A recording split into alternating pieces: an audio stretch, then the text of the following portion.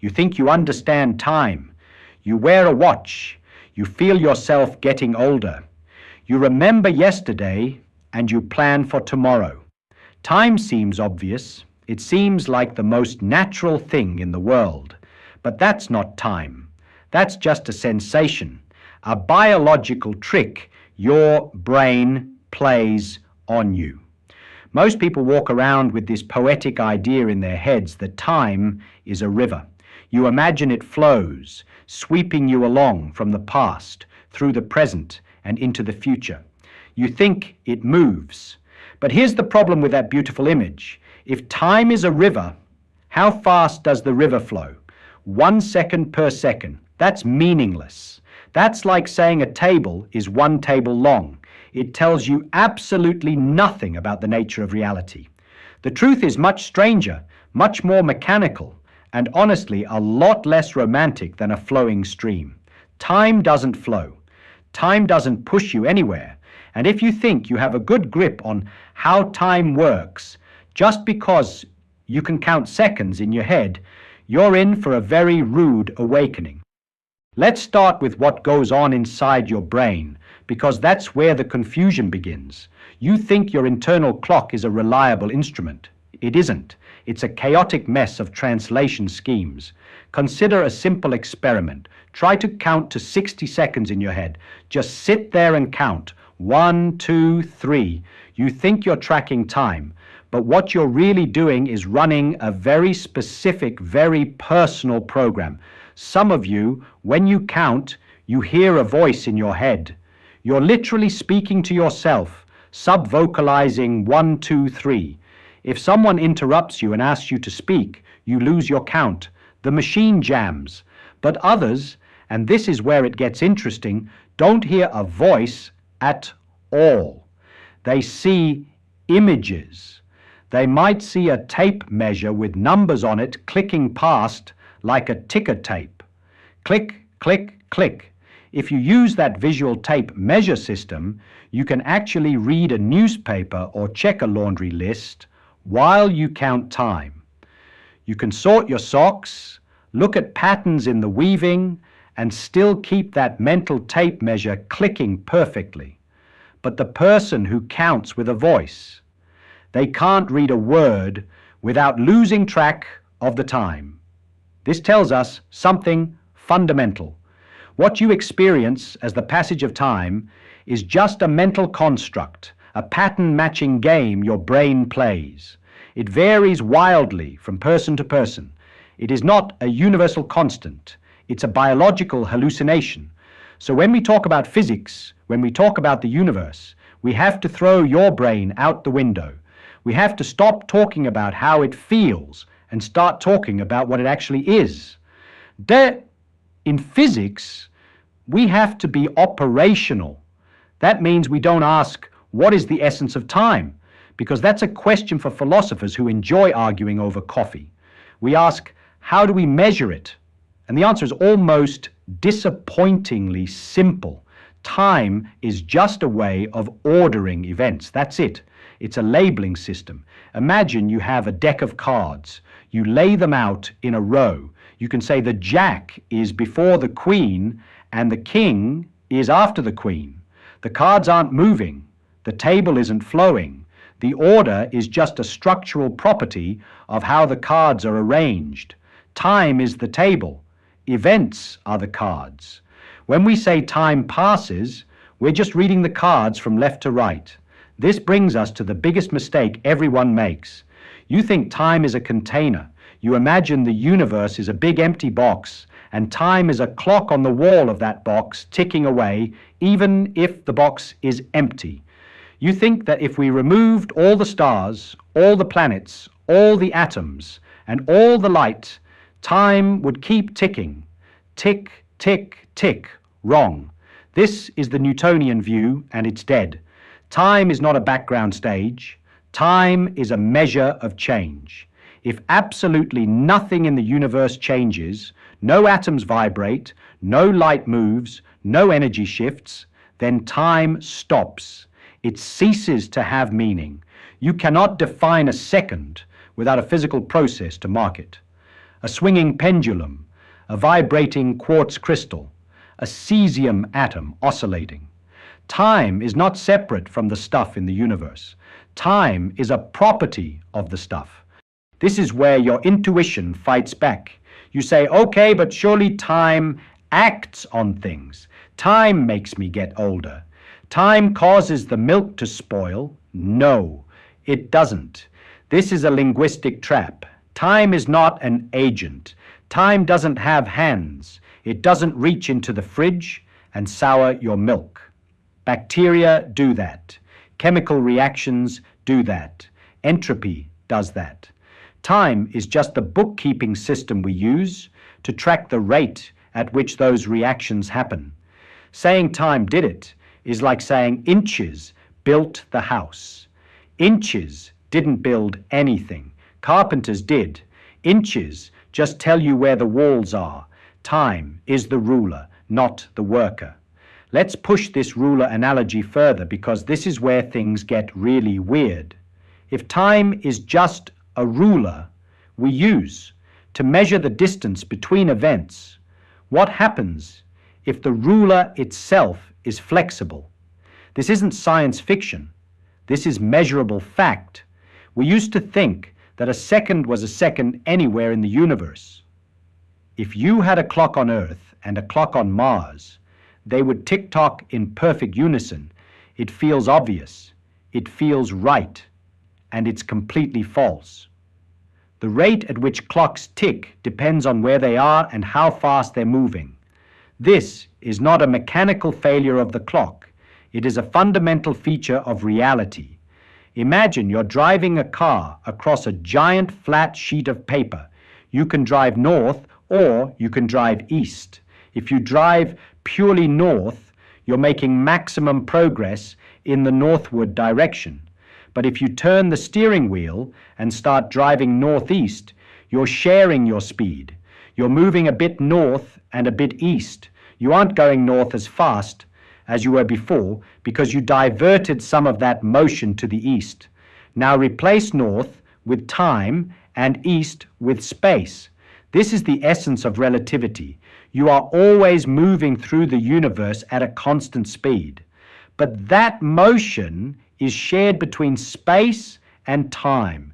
If you sit perfectly still in your chair, you're dedicating all your motion to moving through time.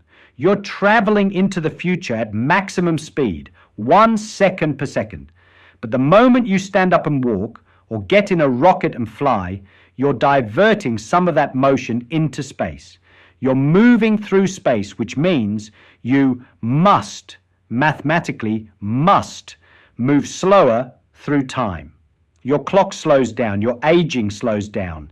You aren't breaking the machine, you're just changing direction on the map. If you could move at the speed of light, which is the maximum speed limit of the universe, you would be using 100% of your motion for space. You would have zero motion left for time. For a photon of light, time does not pass. It is born and absorbed in the same instant from its own perspective. The universe is frozen. Now, you might be thinking, well, I don't feel my watch slowing down when I run for the bus. Of course not. You're too slow. You're a biological snail. The effects are tiny at human speeds, but they're real. We have to program satellites with this math. GPS satellites are moving fast, so their time is different from your time. We literally have to adjust their clocks. If we didn't, your GPS would be off by miles within a day. There's another aspect of time that tricks us, and it comes back to that counting problem, the idea of pattern recognition. We perceive time as having a direction, an arrow. Past is fixed, future is open. You can remember breakfast, but you can't remember dinner. Why? If physics equations work forwards and backwards, and most of them do, why can't we remember the future? If you film a planet orbiting a star and play it backward, it looks perfectly fine. It obeys all the laws of gravity. But if you film an egg falling on the floor and breaking, and then play it backward, Everyone knows it's fake. The yellow yolk doesn't leap off the floor, assemble itself into a ball, and seal itself inside a shell. Here's the secret. This isn't about time itself. It's about probability. It's about disorder. It is much, much easier to break an egg than to build one. There are a billion ways for an egg to be broken. Scattered here, splattered there, shell in 3 pieces, shell in 1,000 pieces. But there is only one specific arrangement where the egg is whole. So as things move and interact, they naturally stumble from the organized state, few options, to the disorganized state, many options. We call this entropy, and this is the only reason you feel an arrow of time. You're watching the universe shuffle the deck of cards. You started with a perfectly ordered deck, and every second that ticks by is just the universe shuffling it a bit more. You can't unshuffle the deck just by hoping. This means that your sensation of time flowing is actually just your brain registering the increase of messiness in the universe. You're a disorder detector. When you distinguish the past from the future, you're really just distinguishing less messy from more messy. If the universe were in a state of maximum mess, maximum entropy, where everything was evenly spread out and nothing interesting was happening, your brain wouldn't be able to tell the past from the future. There would be no egg to break. There would be no memory to form. In a thermal equilibrium universe, the arrow of time vanishes. Ouch. So, let's go back to those people counting in their heads, the ones seeing the tape measure versus the ones hearing the voice. They're both struggling to impose a rigid linear structure on a universe that is actually much more flexible. We build these mental models, these counting machines, because we need to survive. We need to know when the tiger is coming or when the harvest is ready. We evolved to track duration, but we did not evolve to understand the dimension of time. Our brains are efficient, not accurate. We focus on the now because that's where we live. But in physics, now is a very slippery concept. If you and I are standing next to each other, our now is effectively the same. But if you're on a planet 1,000,000 light years away and you start walking away from me, your definition of now slices through the universe at a different angle than mine. What you consider to be happening right now might be in my future. What I consider right now might be in your past. There is no universal now that covers the whole universe like a blanket. The universe is a block of events, a 4-dimensional loaf of bread. And how you slice that loaf depends on how fast you're moving. This is hard to grasp. It feels wrong. It feels like I'm telling you that up is down. But that's because you're trying to translate the high-level language of the universe into the low-level language of your biology. You're trying to count socks when you should be measuring light beams. When you try to force the universe to fit your intuition, you get confusion.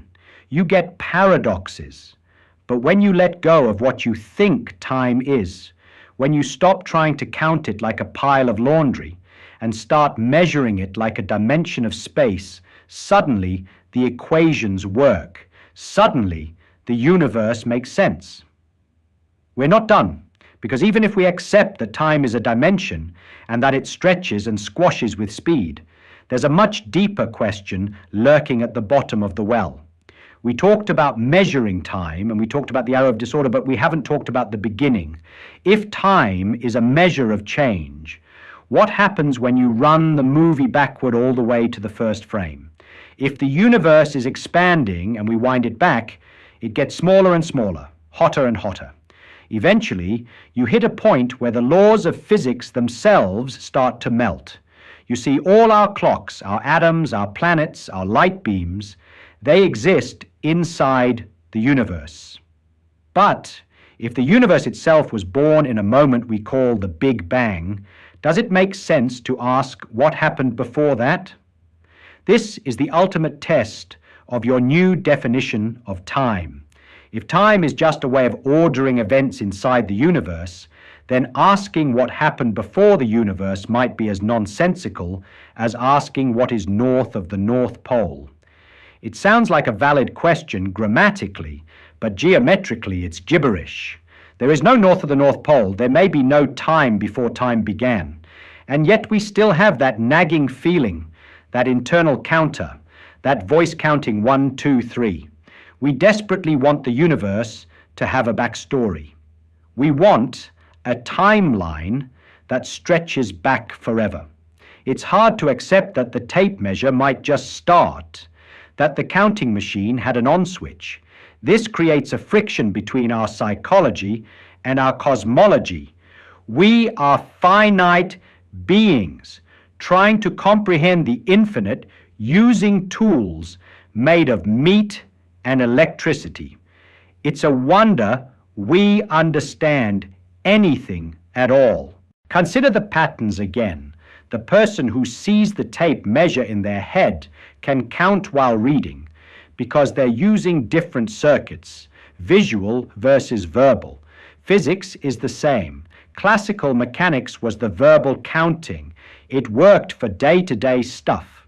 Relativity is the visual tape measure. It allows us to process complex patterns that the old way couldn't handle. We're constantly upgrading our mental software to match the hardware of reality. And the upgrade process is painful. It requires discarding ideas we love, like the river of time. But here's the beautiful part. Even though your intuition is wrong, even though your internal clock is a biological hack, and even though time is a flexible, relative, bendy dimension rather than a strict metronome, it still works for you. You can still boil an egg. You can still meet a friend for coffee at 2 p.m. The weirdness of relativity is hidden under the hood. You don't need to understand the combustion engine to drive the car, and you don't need to understand space-time metrics to live your life. But isn't it better to know? Isn't it better to know that the engine is there? This brings us back to that strange experiment with the counting. Remember the difference between the person who hears numbers and the person who sees them. This is not just a party trick. It reveals a terrifying gap in how we understand the universe. When two people talk to each other about something complex, like time or relativity or love, they think they're speaking the same language. They nod. They agree. They say, I understand. But what's really happening? You're running a massive, invisible translation scheme. You take the words I say and convert them into your private internal imagery, which might be completely different from mine. I say 1 minute, and I see a clock face. You hear a voice saying 60 seconds. We arrive at the same answer, so we think we agree, but the machinery inside is totally alien. This matters for physics because it exposes the fragility of common sense. Common sense is just the collection of prejudices you acquired by age 18. It's built on your specific internal imagery. If your mental image of time is a tape with numbers on it, you'll struggle to understand how time can bend. If your mental image is a voice counting, you'll struggle to understand how time can be spatial. When we try to teach you about the quantum vacuum or the curvature of space-time, we aren't just giving you new facts. We're asking you to delete your operating system.